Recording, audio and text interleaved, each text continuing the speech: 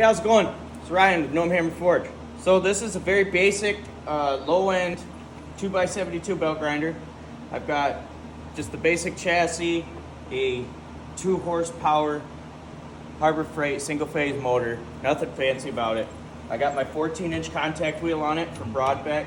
I've got a fresh 36 grit ceramic belt by Red Label Abrasives, and we are going to grind a hammer to see how fast we can grind one on this unit.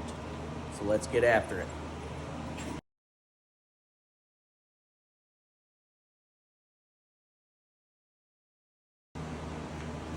Okay, so as you can see, we got 8 minutes, 19 seconds. But we got a nice grind on here. Nice rough grind.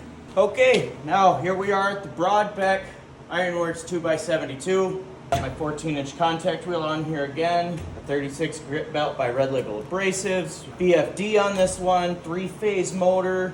So let's see how fast we can grind a fresh hammer on this one, same profile. Let's get after it. All right, so as you can see, 3 minutes, 51 seconds.